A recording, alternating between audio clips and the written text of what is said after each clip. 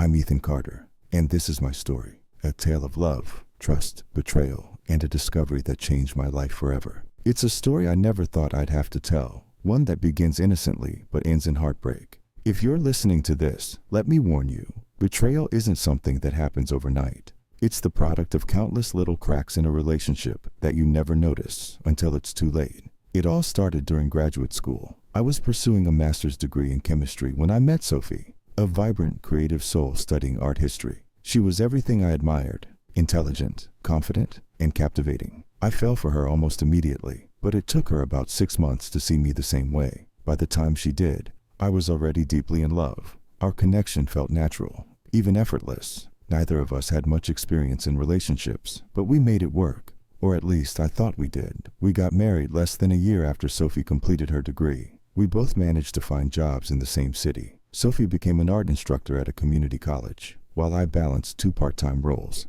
teaching at a state university and consulting for a science firm. After 3 years of marriage, I decided to leave academia and focus entirely on consulting. My expertise in explosives opened doors to lucrative opportunities, and one of my main clients became the federal government. Our lives took a joyful turn when our first daughter, Chloe, was born. However, around this time, my consulting work required frequent travel, which put a strain on our relationship. I offered to take a stable teaching position at a local college that had shown interest in hiring me, but Sophie encouraged me to stick with consulting. She always said, "I can handle things on my own. We'll be fine."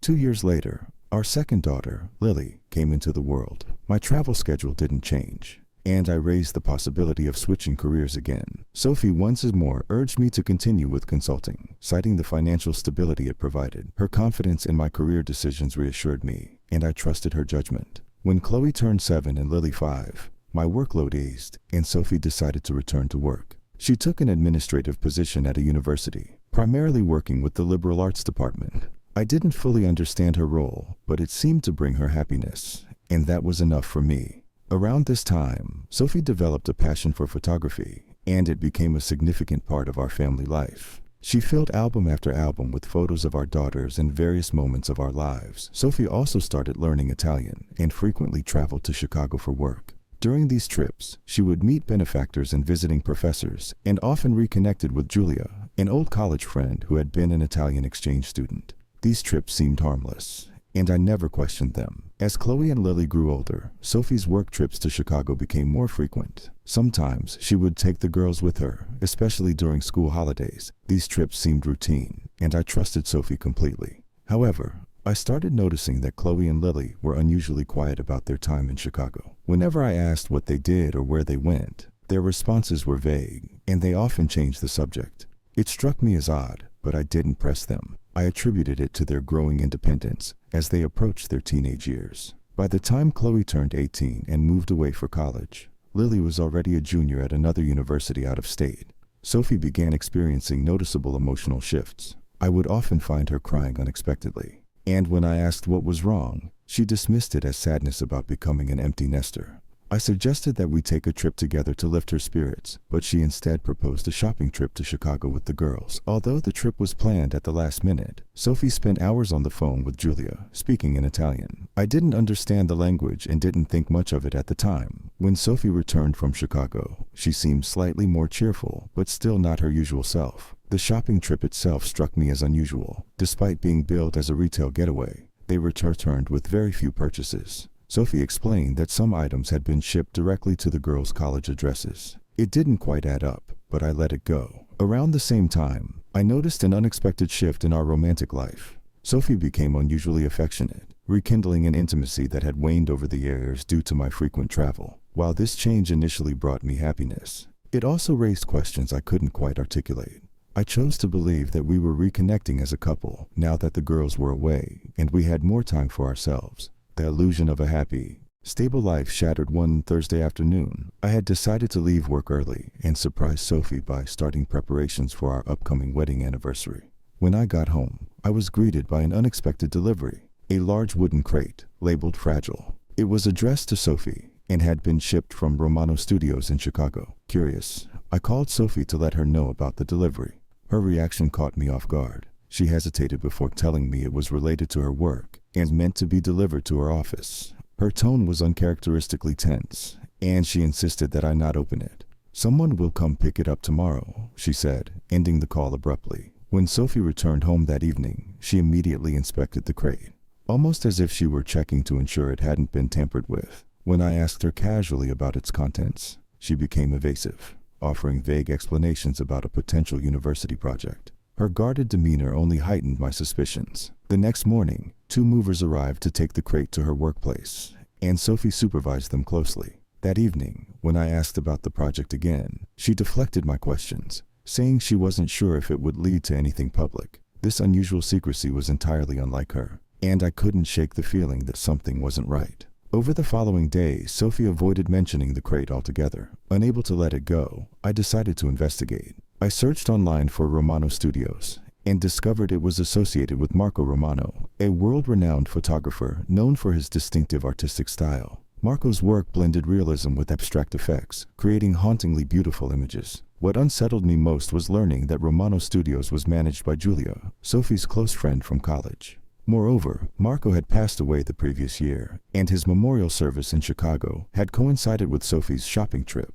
The timing was too coincidental to ignore. My gut told me that Sophie's connection to Marco was far deeper than she had ever let on. The more I uncovered about Marco Romano, the clearer it became that Sophie had been hiding something significant. My search revealed that Marco had a reputation for blending intimacy with artistry in his photographs. Many of his works featured muses with whom he had close personal connections. As I dug deeper, I stumbled upon an upcoming exhibition showcasing some of Marco's unreleased pieces. The exhibition was scheduled for mid-April, aligning perfectly with Sophie's birthday business trip to Chicago. The coincidence was glaringly obvious. Determined to find answers, I began to connect the dots. Sophie's frequent trips, her secrecy about the crate, and her emotional shifts all pointed to one conclusion: her relationship with Marco Romano wasn't purely professional. I felt a storm of betrayal brewing inside me, but I knew I had to gather concrete proof before confronting her. If I acted without evidence, Sophie would undoubtedly deny everything. I reached out to a divorce attorney, Laura Mason, who specialized in cases involving infidelity. Laura listened carefully as I laid out my suspicions and the timeline of events.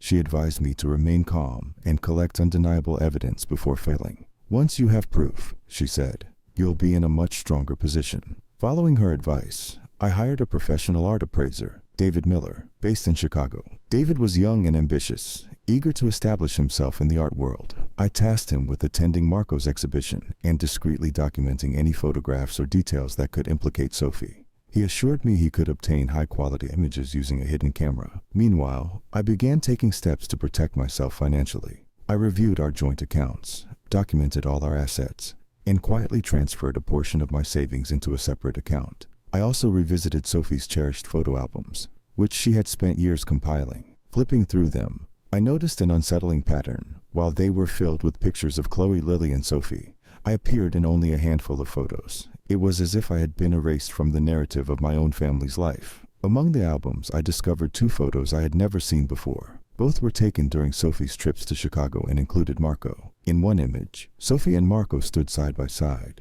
their body language strikingly intimate. I scanned the photos and saved digital copies, marking them with captions like, "The Truth Revealed," and "Her Real Life." The final piece of my plan required confronting Chloe. I decided to visit her at her university, knowing I needed her cooperation. After dropping Sophie off at the airport for her Chicago trip, I drove several hours to Chloe's campus. Over lunch, I began the conversation delicately, explaining what I had discovered so far. "I need you to be honest with me," I said. "Did you know about your mother's connection to Marco Romano?" Chloe's face turned pale, and tears welled up in her eyes. She admitted that she and Lily had known about Marco for years. "Mom told us not to tell you," she said, her voice trembling. "She made it seem like it was complicated, that you wouldn't understand." My heart sank. I asked Chloe if she had ever suspected that Marco might be her biological father. She looked horrified. "No, you're my dad," she insisted. "You've always been my dad."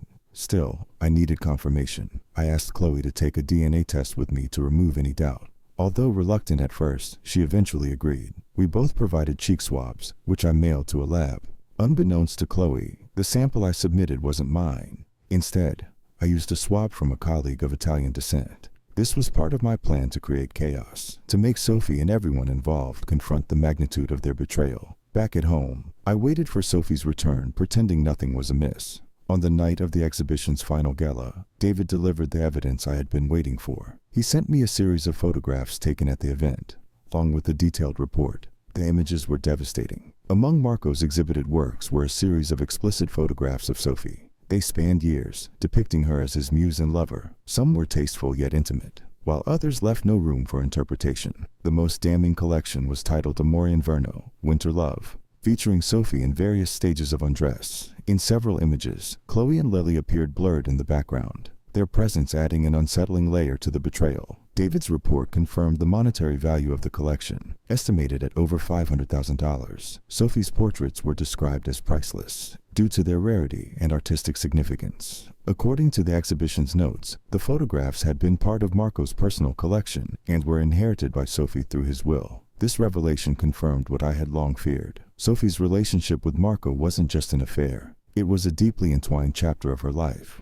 On the night of April 18th, my birthday, Sophie and Lily attended the gala, dressed elegantly and mingling with Chicago's art elite. At precisely 9:00 p.m., a law enforcement officer approached them with envelopes containing the divorce papers and a personal letter from me. Sophie's reaction was immediate. According to the process server, she froze in place as she read the contents, her face going pale. She began trembling, and moments later, she collapsed to her knees in shock. Lily, standing beside her, looked confused at first but then angry, demanding answers. The process server discreetly took photos of the scene, capturing Sophie's visible distress and Lily's attempts to console her. These images, later sent to me by Laura, painted a vivid picture of the public unraveling of Sophie's secrets. The morning after the gala, Lily called me in a fit of rage. "How could you do this?" she shouted. "You embarrassed us in front of everyone." Her words stung, but I responded firmly. "Lily, your mother's choices put us here, not mine. I only revealed the truth she's been hiding for years." Meanwhile, Chloe's reaction was entirely different. She called later that day, apologizing for her part in keeping Sophie's affair a secret. "I didn't know how to handle it," she admitted.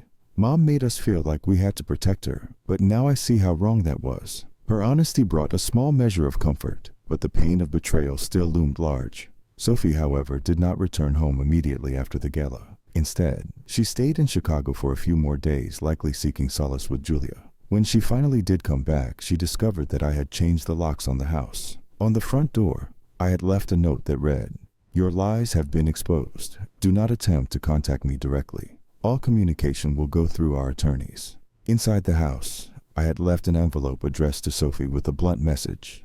"The life you built on deception has crumbled. This house is no longer your sanctuary." I also instructed Laura to freeze all joint accounts and halt any further access Sophie might have to our shared finances. The message was clear. There was no path forward for us. The divorce proceedings started soon after. Sophie tried to negotiate for a larger share of our assets, claiming that she had sacrificed her career for the family. However, the evidence of her affair with Marco and the explicit photographs worked heavily against her. Laura ensured that I retained the majority of our assets, including the house. In the end, Sophie received only a quarter of the proceeds from the sale of the property and her personal belongings. There was no alimony, as the court deemed her actions to have caused irreparable harm to the marriage. The fallout extended to my daughters as well. Lily, aligning herself with Sophie, chose to sever all contact with me. Her anger and loyalty to her mother made reconciliation impossible. Chloe, on the other hand, made an effort to rebuild our relationship. She invited me to visit her at college, and over time, we began to mend the damage caused by years of secrecy and manipulation. As for Sophie, her life began to unravel. Not long after the divorce was finalized, her apartment was burglarized. The most valuable items stolen were Marco's explicit photographs of her, along with other pieces from his collection. The burglary devastated Sophie, and she immediately accused me of orchestrating it. However, the police found no evidence linking me to the crime, and the case eventually went cold. Although Sophie's accusations against me regarding the burglary held no weight, she remained adamant in her belief that I had something to do with it. She even attempted to spread rumors among mutual acquaintances, portraying herself as a victim of my supposed vindictiveness. However, most people saw through her attempts, especially given the public nature of her affair with Marco and the fallout that followed. Any remaining sympathy she might have garnered quickly evaporated. I focused on rebuilding my life. I had already taken steps to protect my financial future and had secured enough stability to start fresh. I threw myself into work and began exploring new hobbies to fill the void left by the dissolution of my marriage. For a time, it felt as though my life was defined solely by Sophie's betrayal, but gradually, I began to find moments of peace. My relationship with Chloe became one of the few bright spots during this period. She invited me to visit her at college, and we spent long hours talking openly about everything that had happened. "I'm sorry for not telling you sooner," she said during one visit. "I thought I was protecting the family, but I see now that it only made things worse." Her sincerity was a balm to my wounded heart, and over time, we began to rebuild the bond that had been fractured by years of secrecy. Lily, however, remained estranged. Through Chloe, I learned that Lily's marriage had fallen apart after her husband discovered her infidelity. A bitter twist of fate, given the circumstances of her upbringing. While I felt sadness for the path Lily had chosen, I knew I couldn't force a relationship with someone who had no desire to reconcile. Letting go of that hope was painful but ultimately necessary for my own healing. 18 months after the divorce was finalized, I hosted what I called my freedom party. It was a celebration of not just the legal conclusion of my marriage, but also the emotional closure I had fought so hard to achieve. The party was attended by close friends, family, and Chloe, who brought her husband and my granddaughter. It was a joyful occasion, filled with laughter and warmth, a stark contrast to the years of tension and deceit I had endured. During this time, I also began dating again. On one of my work trips, I met Melody, a 32-year-old divorcee with a vibrant personality and an infectious zest for life. While our relationship was casual, it brought a sense of lightness back into my world. Melody's energy reminded me that life could still be full of joy and possibility, even after so much pain. Sophie, on the other hand, seemed trapped in a cycle of bitterness and denial. She continued to claim that the DNA tests were flawed and insisted that I was wrong to question her loyalty. At one point, she even attempted to contact Chloe and Lily to convince them to mediate a conversation between us. However, I had made it clear to my attorney that I had no interest in speaking with Sophie again. "There's nothing left to me," I told Laura firmly. As time passed, the emotional wounds began to heal, but the lessons remained. Sophie's betrayal had forced me to confront uncomfortable truths about my marriage and the people I had trusted most. While the pain of her actions lingered, I also found strength in the clarity they brought. Betrayal, though devastating, had given me the freedom to rebuild my life on my terms. In the end, I found peace not in revenge but in moving forward. Sophie's life became a cautionary tale of what happens when lies unravel, while mine became a testament to the resilience of truth. The journey was painful, but it led me to a place of strength, clarity, and hope for the future. If this story resonates or captivates you, don't forget to subscribe for more stories like this. Your support means everything, so hit the like button, comment, and share with anyone who might need to hear this story.